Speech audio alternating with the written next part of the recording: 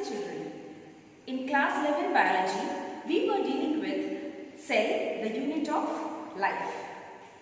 In the last video, we have dealt with the variations in cell size. We have learned that the smallest cell is PPLO, that is pneumonia-like organism.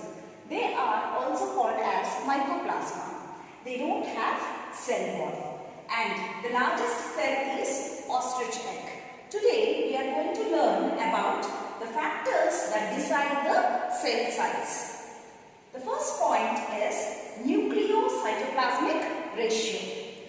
We know that the nucleus controls all the activities of the cell.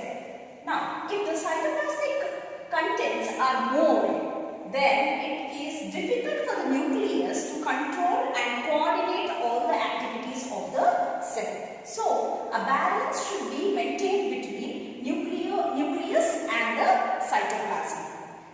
Next point is, the cell size also depends upon the rate of metabolism of that particular cell. So, if the metabolic rate is more, then the cell components like mitochondria, which actually produce lot of energy for the cell to perform its metabolic activities, are also to be more in number. So, even the cell size also is decided by the rate of metabolism. The next one is the surface area to volume ratio. This can be well understood by this case study. In case 1, for example, if the cell size is of 1 centimeter, both the length and the breadth, and we are considering the cuboid cell, then probably its area will be length into breadth and the 6 sides, that is this, the side portions and the front and the back, top and the bottom. So total we have 6 sides. So the area we get, that is 6 centimeters square. And if we need to calculate the volume for this cell, then probably the formula of volume is length into breadth into height.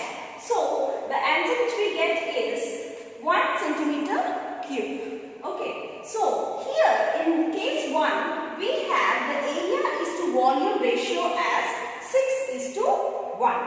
In case 2, if we take a little bit larger cell with 2 centimeters of length and breadth, then probably the area of this particular cell may be 24 centimeters square, and the volume will be probably 8 cubic centimeters.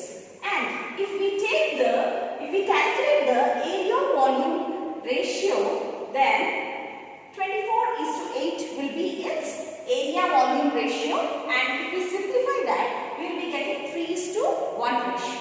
Now here you can see that the area volume ratio decreases. The area volume ratio decreases with the cell size. So here if the cell size is more, then it has got a lesser area volume ratio.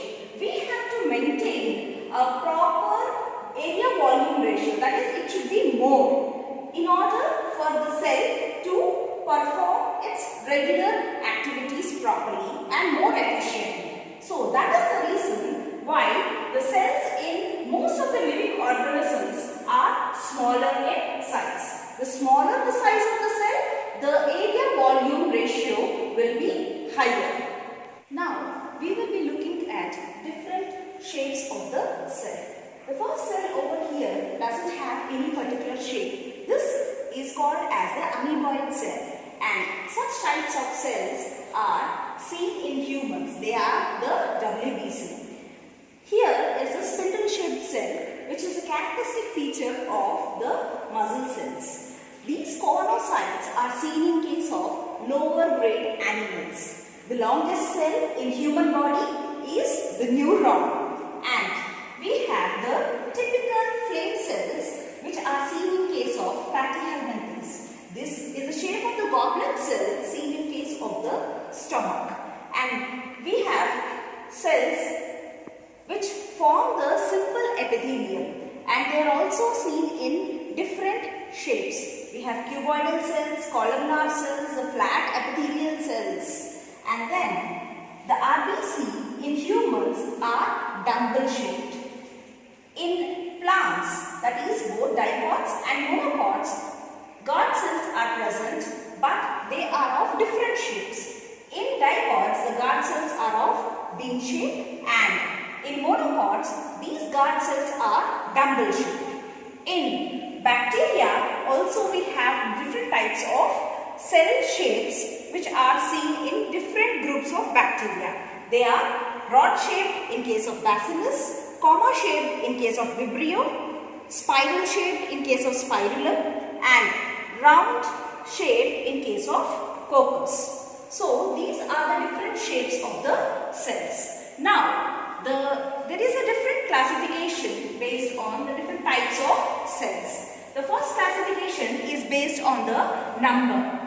Whether the organism is comprising of only one cell or many cells. If it is only one cell, then it is called as a unicellular organism.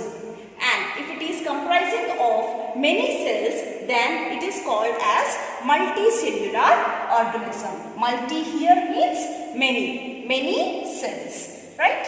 In unicellular organisms, the only one cell has to perform all the activities. But whereas in multicellular organisms, we have the advantage, that is, there is a division of labor in these multicellular organisms. The next classification is based on the type of nucleus which is present in the cell.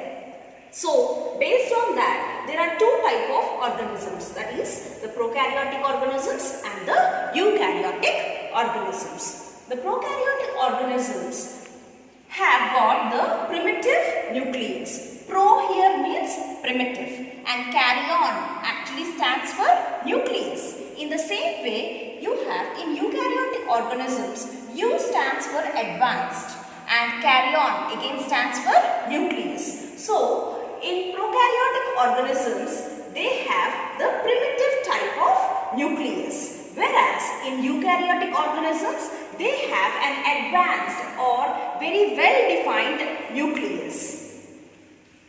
Now, the next one is, in prokaryotic cell, there are no membrane bound structures. That is, membrane bound cell organelles are absent in case of prokaryotic cells. Whereas, in eukaryotic cells, most of the cell organelles are membrane bound that are seen in case of the eukaryotic cells. And the primitive organisms, that is all monorans, are included in case of prokaryotic cells. And whereas the eukaryotes comprise of different varieties of organisms, that is the fungal cells, plant cells, animal cells, even the protists are also included under eukaryotic organisms. Only exceptional case is that these ribosomes are present both in the prokaryotic and also in the eukaryotic cells. So, in the next video, we will be learning in detail about the prokaryotic cell. Thank you.